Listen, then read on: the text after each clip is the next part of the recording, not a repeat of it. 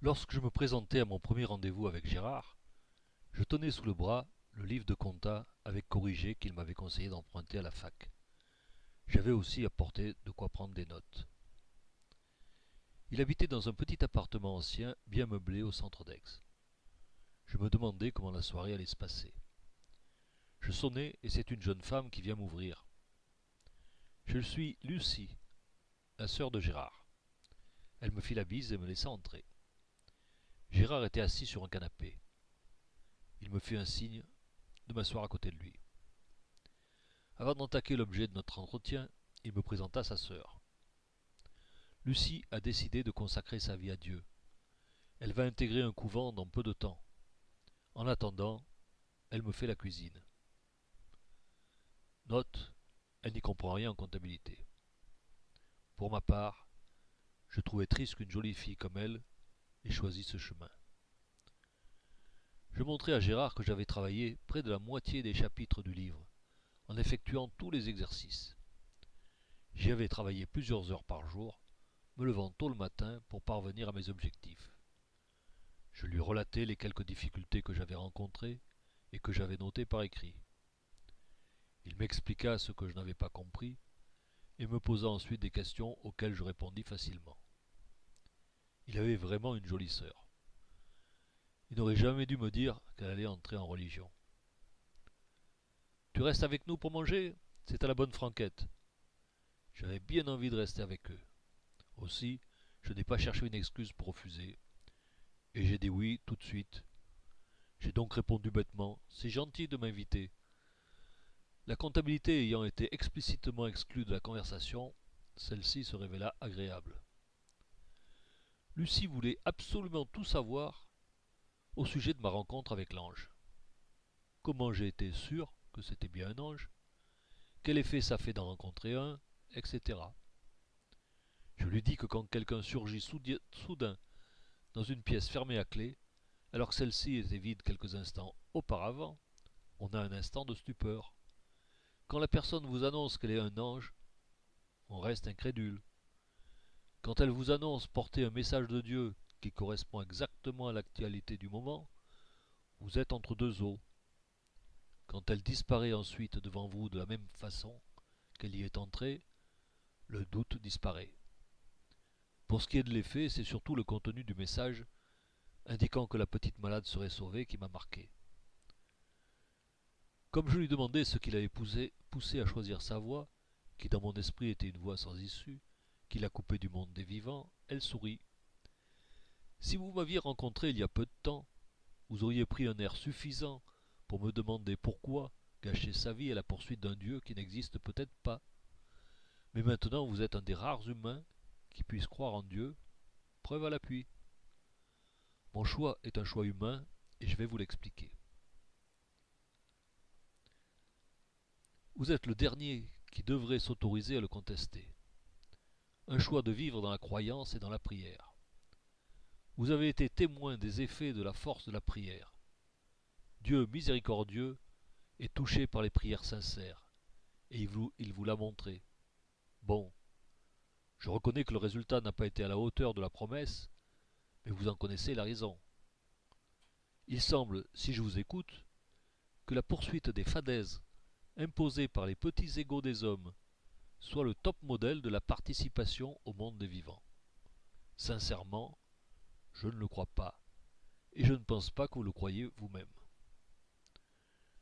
Je ne sais pas ce qu'elle faisait avant de s'enticher de la religion, mais elle avait réussi à me tordre le cerveau, et je ne savais pas trop quoi penser de tout ça. Sauf que c'était dommage de la voir prendre une telle décision, et que j'aimais bien parler avec elle. J'avais toujours joué l'avocat du diable, mais il semblait qu'ici le diable était battu à plat de couture. Il était près de minuit quand je suis rentré chez moi. Cette invitation m'avait revigoré.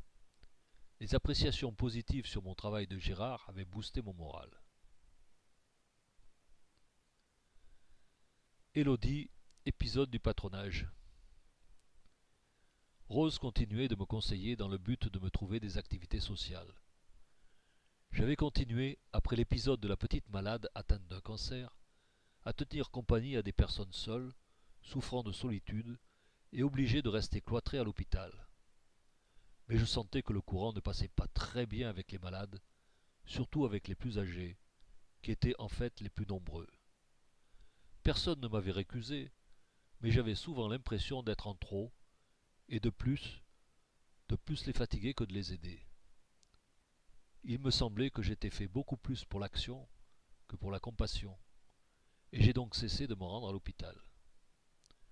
Rose m'a alors proposé de participer à l'activité du patronage qu'elle dirigeait. Le jeudi après-midi, 2 cars embarquaient des gamins de 5 à 10 ans et leurs accompagnateurs pour les emmener soit à la campagne aixoise, s'il faisait beau, soit dans un gymnase. Souvent, après le retour des enfants et leur récupération par les parents, les accompagnateurs sortaient un tourne-disque et organisaient une boum. Cette troisième mi-temps était en fait le ciment qui maintenait les accompagnateurs liés au centre aéré. C'était pour ces jeunes la seule façon de se retrouver entre filles et garçons en semaine, et pour les parents des enfants, la seule possibilité de faire garder leurs gosses.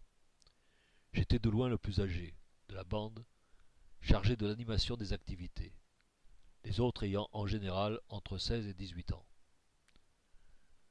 Je demandai à Rose quelle fonction je devais remplir. Elle me répondit: t'assurer qu'il y aura autant d'enfants qui participent à la sortie que d'enfants qui en reviennent. Bon, c'était toujours à moi que revenaient les plus hautes responsabilités, mais on est toujours content dans la vie de servir à quelque chose. Mes employeurs étaient au courant de mes activités sociales qu'ils toléraient, et ils me laissaient presque libre de mon emploi du temps, pourvu que le travail soit fait et bien fait. Donc ici pas de problème, et j'acceptais la proposition de Rose. Sur le terrain, je participais surtout au maintien de l'ordre au cours de l'activité des enfants. Je ne décris pas ici les méthodes que j'ai employées pour ça. Et de temps en temps, je recomptais les troupes. Au retour, après que les parents eurent récupéré leur progéniture, les accompagnateurs baissaient quelques rideaux pour assombrir la pièce, et un tourne-disque et une pile de 45 tours firent leur apparition. Il y avait maintenant une trentaine de personnes dans la salle. Pour ne pas avoir l'air de n'être qu'un vieux crouton dépassé, je dansai 2 slows avant de m'éclipser. La semaine suivante se déroula de la même manière. À la fin, alors que j'avais effectué mes 2 slows réglementaires, je me suis senti accroché par le bras, et une voix féminine me demanda: pouvez-vous m'accorder celle-là? J'aurais dû dire non, mais je ne le savais pas encore. Alors que le morceau se terminait, elle me dit: juste le suivant, ces 2 slows qui se suivent. Alors que les dernières notes de la chanson s'effaçaient, je repris ma liberté après l'avoir remercié par politesse. Au moment de sortir, alors que je franchissais la porte, j'entendis: n'oubliez pas, je m'appelle Élodie. Et, effectivement, je n'ai plus eu l'occasion de l'oublier. Tandis que je réintégrais mon appartement, je ne pouvais m'empêcher de penser que cette fille dansait ses slows d'une manière diantrement serrée. Je n'avais aucunement l'intention d'initier une aventure avec les jeunettes du patronage, et pour éviter cela, je croyais qu'il me suffisait simplement de partir avant la séquence des danses. Éternel optimiste. Cours Mirabeau. Le lendemain, à la sortie du boulot, je me dépêchai car j'avais rendez-vous avec mes potes pour déguster une glace sur le cours Mirabeau. Nous étions nombreux, Antoine et Chloé, Gérard, Lucie étaient également présents. J'étais à peine installé que j'entendis l'énonciation de mon prénom, suivi d'un grand coucou. C'était Élodie. Je fis un petit geste gêné de la main en réponse. Mes amis se méprirent sur mon geste. Ils ont certainement pensé que cette femme était une conquête que je voulais leur cacher. J'ai eu droit à toutes les vannes que l'on peut imaginer. C'est pas beau d'être timide comme ça. Quand on a la chance d'avoir une jolie femme, on ne la cache pas. Et chacun d'y aller de sa petite phrase. Pour finir, ils agrandirent le cercle autour de la table pour pouvoir y placer une chaise qu'ils installèrent à côté de la mienne. Et ils l'invitèrent à s'asseoir. J'étais catastrophé, mais il ne fallait pas que ça se voie. Elle était petite et nerveuse, objectivement, plutôt pas mal. Au bout de quelques minutes, elle devient le centre d'intérêt du groupe. Elle répondait à toutes les questions. Oui, lui et moi c'est du sérieux. Oui, j'ai des idées de prénoms pour les enfants, mais non, je ne les dirai pas. Non, elle ne voulait pas dire depuis quand on se connaissait. Et tous ces connards qui buvaient ses paroles. Je rongeais mon frein. J'aurais voulu crier stop, mais c'était trop tard. Je n'avais pas eu ce courage au début, et il me manquait maintenant, tellement j'étais choqué. Elle avait réussi à pénétrer le cercle de mes meilleurs amis, et elle avait immédiatement sympathisé avec Chloé, la petite amie d'Antoine.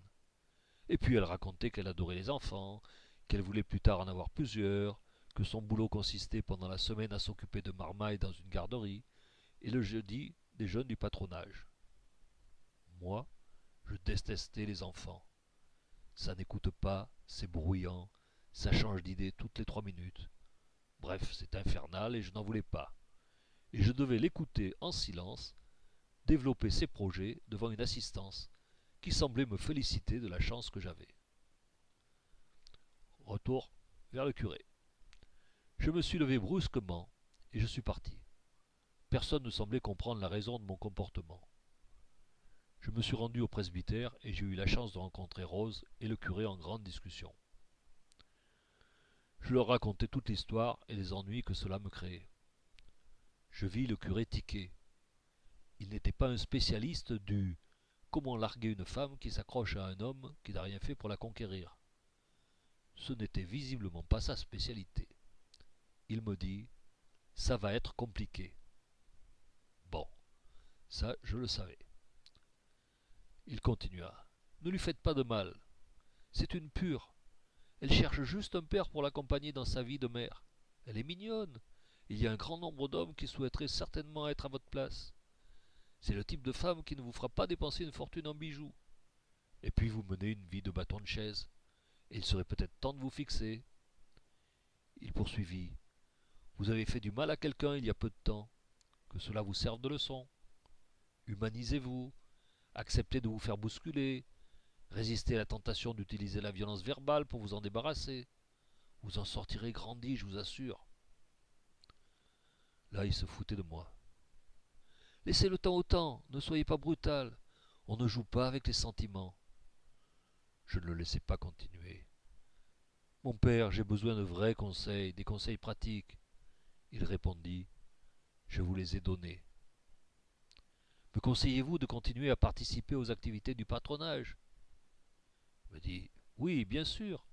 C'est l'occasion de lui dire que vous ne voulez pas vous marier, ni avoir des enfants. » Je décidai donc de continuer. Rose n'avait rien dit. Je ne savais pas si elle partageait les conseils du curé, et si elle était adepte du tendez l'autre joue. Personnellement, je décidai de me la jouer détachée, de rester décontracté, serein, comme si j'étais extérieur à la situation. Je savais que j'allais bouillir, mais la marmite ne devait pas exploser. Zoé. J'allais m'en aller quand le curé me retient. Rose et moi avons un problème que vous pouvez peut-être nous aider à résoudre. Nous avons dans notre service une jeune femme avec son enfant que j'ai baptisé il y a quelques semaines et qui ne dispose pas d'un logement. Le service d'urgence d'attribution des logements aux personnes nécessiteuses nous a promis de lui trouver une place dans les 48 heures. Mais en attendant, il nous faut lui trouver un hébergement. J'ai pensé que vous pourriez lui prêter votre appartement durant ce temps. Vous ne manquez pas d'amis pour vous héberger et vous ferez une bonne action. Dieu vous le rendra. Comme toujours, j'ai dit oui. Le soir, après ma sortie du travail, le curé, la mère et le petit dans son landau m'attendaient devant la porte de l'appartement. Il me les présenta, Juliette et sa fille Zoé. Je les fis entrer, ils visitèrent les lieux. Je donnai mes dernières consignes, garder la maison propre et ne pas recevoir de visite pendant la durée du prêt. Et je laissai le curé en tête-à-tête avec la jeune maman, promettant de passer le lendemain entre midi et 2 pour m'assurer que tout allait bien. Immédiatement après m'être libéré, je retournai voir Antoine pour lui expliquer la situation dans laquelle je m'étais enfermé. Il était désolé d'y avoir participé et m'assura de son soutien pour réparer sa bévue. Il en profita quand même pour me conseiller de bien réfléchir avant de l'envoyer balader.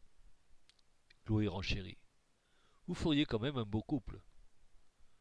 J'en profitai pour leur raconter que j'avais momentanément un locataire et que j'allais passer quelques jours chez mon ami Polo pendant ce temps. Là où j'ai fait rire Gérard. Juste après, je me rendis chez Gérard pour expliquer ma situation et éventuellement pour en tirer un conseil. Et en plus, cela me faisait plaisir de les voir. Enfin, je me comprends. Je m'excusai de les déranger et je leur exposai mon problème. Contrairement à ce que j'aurais cru, cela les faisait rire. Tu es impayable, me dit-il. Tu te conduis comme le dernier avec les femmes. Tu es un tueur. Tu veux que les femmes fassent ce que tu veux, quand tu veux, ou ça casse. Et tu tombes sur le pire des scénarios, une nana qui ne fera jamais ce que tu veux, qui a déjà tout décidé pour toi, et qui, à ce qu'il me semble, ne te lâchera jamais. Et tu fuis. Et je parie que tu fais le tour de toutes les personnes susceptibles de t'écouter parler de ta déconfiture. Ne me dis pas que tu ne trouves pas ça drôle. Je cherchais du secours du côté de Lucie, mais elle semblait elle aussi trouver cette histoire amusante, abandonnant à mon égard tout sentiment de charité chrétienne. Je me préparais à les quitter quand Gérard ajouta une assiette sur la table en me disant « Bon, on ne va pas rire de ça toute la soirée. » Et effectivement, dès que l'on a parlé d'autres sujets, j'ai passé une excellente soirée. Avant de partir, Gérard me fixa un rendez-vous de travail et de nouveaux objectifs.